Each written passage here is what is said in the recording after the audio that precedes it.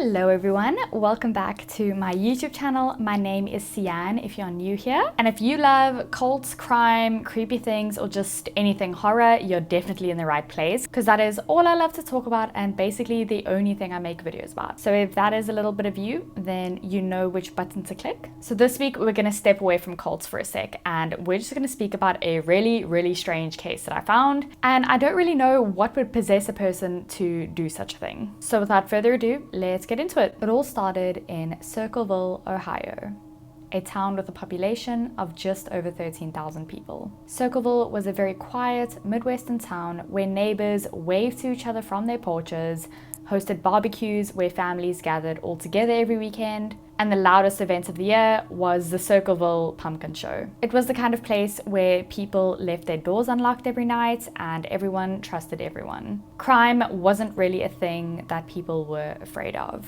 However, in the summer of 1976, Mary Gillespie, a school bus driver, opened her mailbox to find an envelope addressed to her. The handwriting was very bold and blocky and almost quite aggressive, and inside was a letter that would change everything. This is the strange and creepy case of the Circleville letters. And this case has a lot of twists and turns, so if you're interested in that, stick around. So like I said earlier, it all started with Mary receiving a letter in her mailbox. The letter that Mary received actually accused her of having an affair with Gordon Massey, who was the superintendent of the schools in the area. But it wasn't just any normal accusation. The letter included very specific details about her daily life and all of her movements. It described where she went, who she spoke to, and even when she left her house in the mornings. The writer claimed to have been watching her for a while, and in the letter it stated, "I know what you're doing, stop the affair,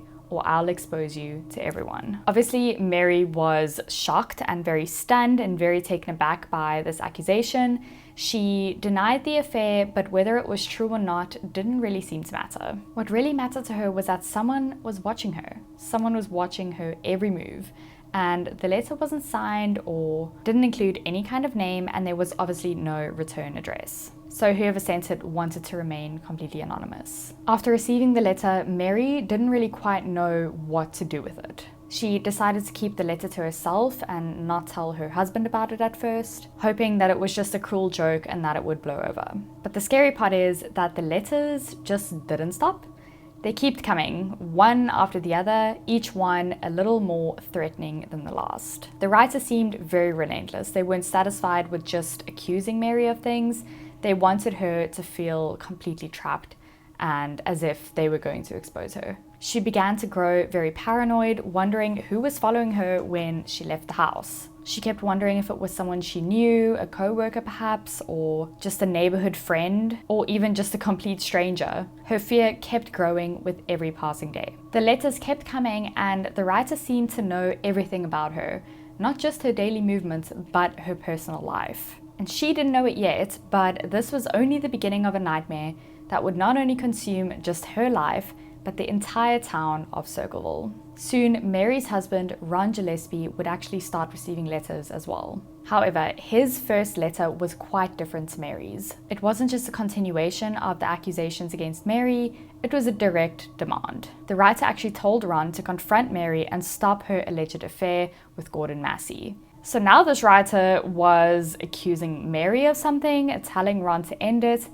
and threatening Mary's entire family because of it. After receiving the letter, Ron's anger was immediate. He didn't believe the accusations for a second, but knowing that someone was targeting Mary and now involving him made him feel quite helpless and very enraged. The idea that his whole family was now being spied on turned their home not into a safe space anymore. Everyone was scared and frankly paranoid. But the question still remained, who was doing this and why?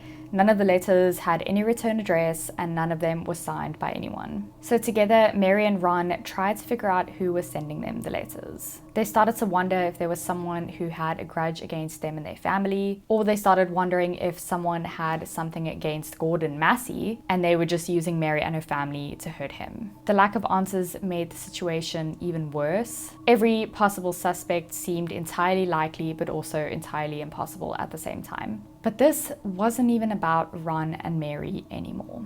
the letters began spreading to other residents of Circleville. The Gillespies soon heard whispers around town that everyone else had received letters with similar accusations. Okay, I'm gonna just correct myself. Not everyone in the town, but a lot of people in the town received the same letters with accusations. And these accusations weren't vague, generic claims. The letters were highly specific and filled with very intimate details about people's lives that only someone extremely close to them could know. So how could someone in this town know extremely intimate details about every single person? That makes no sense to me. The letters exposed private matters, twisted secrets, and ignited a firestorm of rumors around the town. As more and more people came forward about the letters, a troubling pattern emerged. The writer seemed to know everything, not just general information, but schedules, habits, and even secrets that people thought no one else knew. How could one person possibly know so much about everyone? As everyone was getting together trying to figure out who this person was, the accusations spread really quickly and the fear spread much faster. Circleville was not a big town, and that was a really big part of the problem. Everyone was losing trust and loyalty for each other, and a town full of friends were now scared of each other. Families and spouses began to question one another, and friendships unraveled as suspicions grew. However, Mary and Ron definitely felt this paranoia more acutely than anyone else in the town. They had been the very first targets and were still receiving letters regularly. Mary would leave her house to drive her school bus route, and upon returning home, there would be a letter. Each letter became more and more hostile than the last. But still, the writer was anonymous and completely untraceable. The envelopes were all hand-addressed, and the letters were very carefully worded to avoid leaving any clues from the original writer. Despite their fear, Mary and Ron decided to act. They confided in Ron's sister, Karen, and her husband, Paul Fresher. Together, the whole family brainstormed ways to stop the letters and trying to find out who was sending them. After much discussion, they decided to leave a note for the letter writer when he delivered his next envelope. All they wrote on this note was, "Stop this now, we are not afraid of you." They hoped that confronting the writer would maybe make them aware that, it wasn't working, they weren't scared and it wasn't affecting their lives as much as it was, and hopefully that would make the writer stop. But it didn't. If anything, it seemed to provoke the letter writer even more. The letters became more aggressive, more threatening, and the writer didn't just threaten to expose secrets anymore, they started hinting at physical harm. They claimed to know even more about the Gillespies, including details about their children, and every letter felt like a noose tightening around their lives. And this note didn't help for any of the other letters that were being sent around town. Everyone still continued receiving letters. The paranoia only continued. Families began locking their doors at night, something they'd never had to do before. For Mary, the strain became completely unbearable. She could not sleep, she couldn't concentrate at work, and the constant fear of being watched gnawed at her every waking moment. Ron was also struggling. He wanted to protect his family, but how could he? Because he had no idea who was threatening them. As the weeks turned into months, the Gillespies and the rest of Circleville were consumed by fear and suspicion. But for Mary and Ron, the worst was still to come. The letters soon took a very deadly turn, and their lives and the town was never the same again. In August of 1977, everything changed. It all began with a phone call. Ron Gillespie was at home with his family when their telephone rang. Mary later recounted that the caller claimed to know the identity of the letter writer. Whatever the person said completely enraged Ron. He was a very calm and level-headed man by nature, but that night something snapped. After putting down the phone, he grabbed his gun, told Mary he could handle it, and stormed straight out the door. What exactly Ron intended to do that night is still very unclear. We don't know if he planned to confront the letter writer just to protect his family once and for all, or was he walking into a trap? No one really knows. And sadly, hours after Ron had stormed out of the house, his truck was found crashed into a tree on a very desolate road just outside of town. Ron was deceased. When the police arrived at the scene, there were questions right away.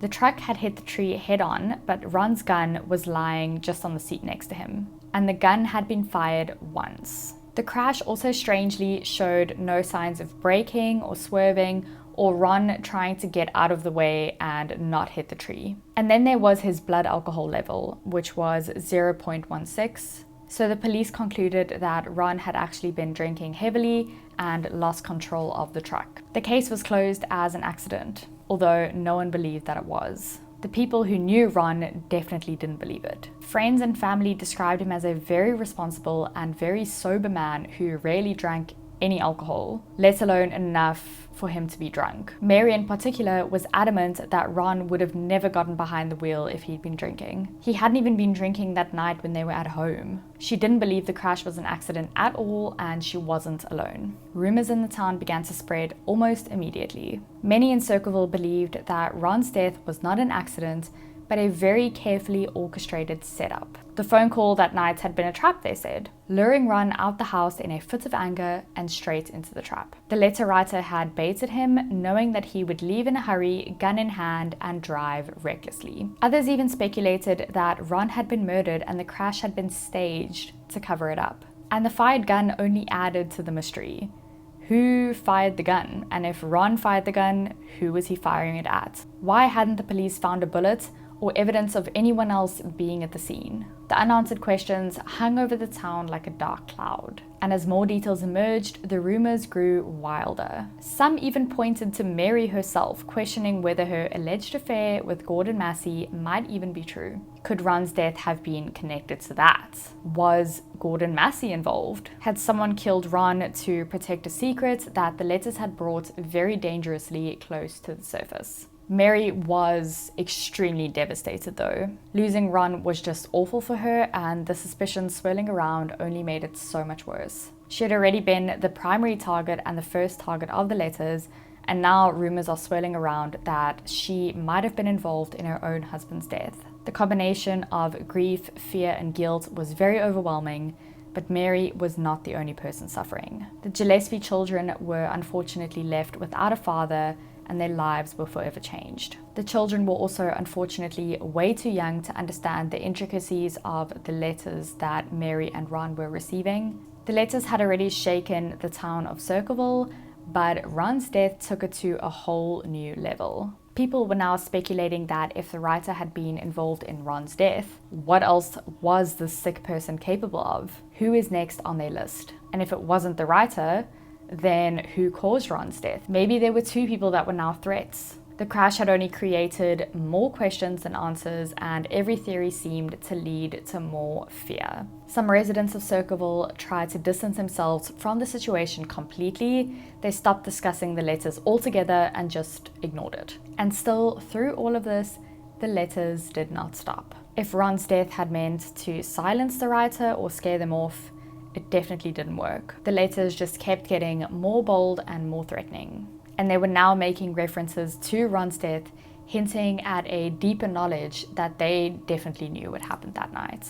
Mary, already struggling to keep it all together and to process the situation, was now receiving letters that just felt like a very cruel game. The police investigation into Ron's death remained completely static. Without concrete evidence to prove foul play, they stuck to their initial conclusion, that it was just an accident caused by drinking and reckless driving. But Mary and others close to Ron still couldn't accept it. It wasn't just about the circumstances of the crash, but it was about what happened before the crash.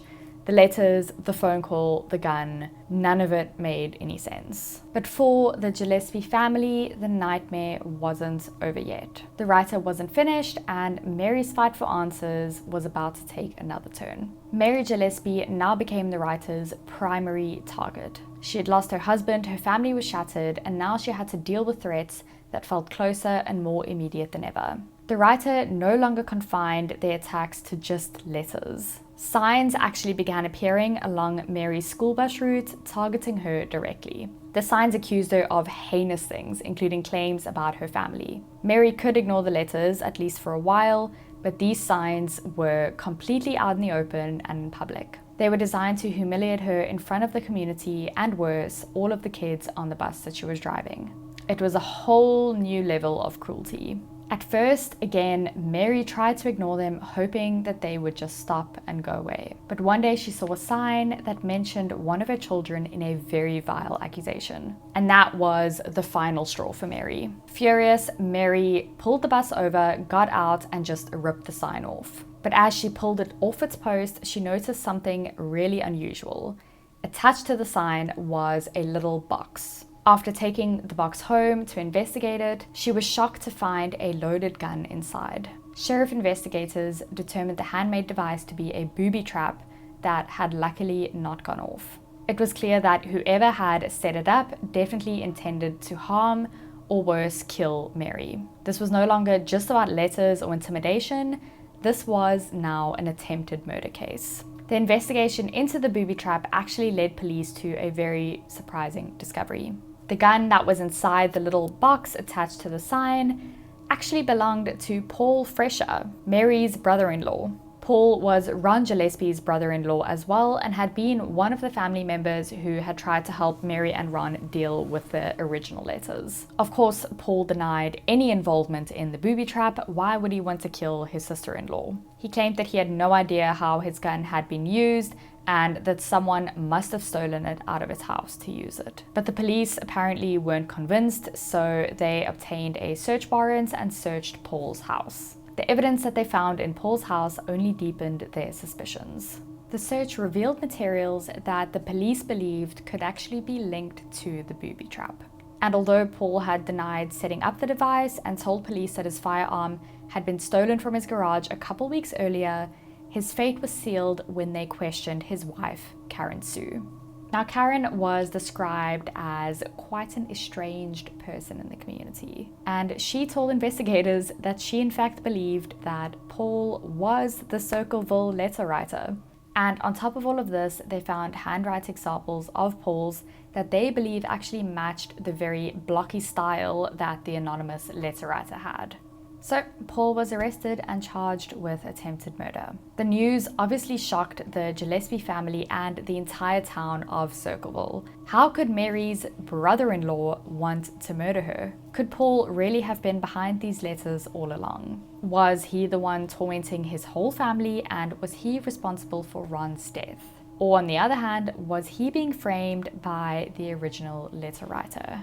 So the case went to trial in 1983 and it was a media sensation. The prosecution presented the evidence against Paul and focused very heavily on the handwriting analysis. Handwriting experts in fact testified and said that the blocky handwriting used in the letters matched the samples from Paul's house. They also of course emphasized the connection between Paul and the gun used in the booby trap. Paul actually maintained his innocence throughout the entire trial, not once confessing to anything. He claimed that he had no reason to target Mary and his own family, and someone must have set him up. But unfortunately, the jury did not believe Paul.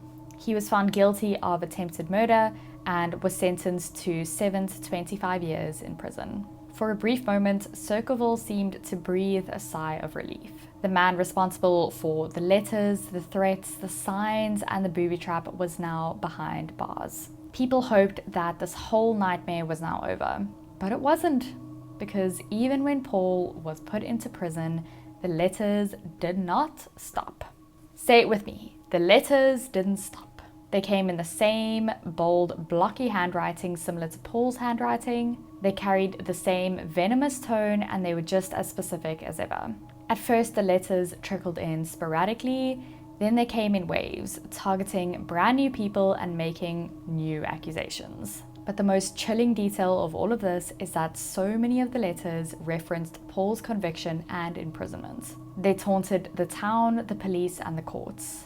The letters were saying, "You've got the wrong man and you'll never figure out who I am." What made the situation even stranger was where the letters were postmarked. Many were stamped in Columbus, Ohio, which is the same city where Paul was serving his sentence. But the prison insisted that Paul had no access to writing materials and absolutely no way to send these letters. After hearing about all the letters, officials monitored him even closer, and they were 100% confident that he was not responsible for the letters. But if it wasn't Paul, then who the hell was it? This was the question. Still, we were unsure of who this letter writer is. Had Paul really been the writer? And if so, was someone helping him continue this campaign? Or had the real writer very cleverly framed Paul, planting all this evidence to deflect suspicion? Now, I don't know about you, but I think that is pretty accurate, because how would Paul be sending these letters outside of prison? And if they got hold of his gun,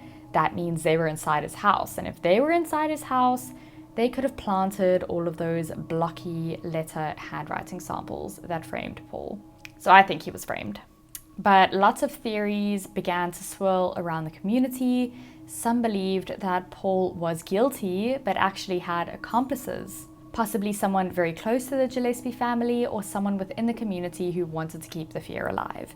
It was someone who still knew everything about everyone. Others pointed to the possibility that Paul was completely innocent. Paul was a very convenient scapegoat for someone who wanted to avoid detection. And then there were the wilder theories, the ones that suggested that the letter writer was actually a whole group of more than 5 people, each taking turns to send the letters to both confuse and manipulate the town. One of the theories that gained a lot of traction over the years was that the writer had a personal vendetta against Mary Gillespie. I mean, if you think about it, her husband was both killed and her brother-in-law is now in prison. So it would make sense that this person really hated Mary and wanted to ruin her life. Some people speculated that a jealous co-worker or rival had targeted her out of spite. Mary's work as a school bus driver brought her into contact with lots of people in the community, and she was a very well-known person in the neighborhood. Some people believed that the letters were a result of professional jealousy or personal grudges. Others even wondered if Gordon Massey, the person that Mary was allegedly having an affair with, knew a lot more than he originally let on. Massey had always denied the affair, but the letter writer seemed extremely fixated on him, making some suspect that he might have been directly or indirectly involved in the letters in the first place. But the theories didn't stop with Mary and her life. Now there were lots of questions being brought up about Ron's death. Could the phone call that Ron received on the night of his death be from the letter writer if it was Paul? Surely he would have recognized Paul's voice if it was Paul on the phone. And if it wasn't Paul, was it someone working with Paul that phoned him on that night? Some people believe that Ron's death was the key to understanding the entire case, but others thought that it was just one more piece of a completely unsolvable puzzle. Paul Fresher actually maintained his innocence for the rest of his life. In interviews, Paul said that he had been framed, pointing to inconsistencies in the evidence found by investigators. He argued that the handwriting analysis presented in court was flawed, and that the connection to his gun had been completely fabricated. Paul insisted that the real writer was out there and that he had in fact used Paul as a scapegoat. He even went so far as to suggest that law enforcement might have been involved in covering up the true identity of the writer. After serving 10 years of his sentence, Paul was released from prison. He continued to proclaim his innocence and sought to clear his name, but he died in 2012 without the case ever being reopened. To this day, the Circleville letters remain one of the most perplexing, unsolved mysteries in American history. No one has ever definitively been identified as the letter writer, and no one has come forward to say that they are the letter writer. The letters actually stopped in the early 1990s, close to when Paul was released from prison, but the damage they caused will definitely forever remain in everyone's lives. For many residents, the letters weren't just a bizarre chapter in their town's history, they were a trauma that left many scars. The fear and distrust that the letters created in the community never fully disappeared. Because people were still receiving letters after Paul was imprisoned, everyone was still looking over their shoulder and locking their doors, never really believing that the letter writer was in fact gone. And the knowledge that someone, somewhere had gotten away with it and gotten away with a death lingered over the town like a shadow. So the question remains, was it Paul Fresher? Was he working alone? Was he working with someone? Was it someone close to Mary and Ron, someone with a very deep and personal grudge? Was it a group of people, each with their own motives on everyone that received letters? Or was it just someone that was entirely unexpected, someone's name who had never been mentioned? Perhaps a mentally ill stranger who just took a liking to the people of Circleville. Whoever the writer was, they knew how to make people scared. The Circleville letters case remains a complete mystery up until this day, and the question still remains, who was the Circleville letter writer? So there you have it.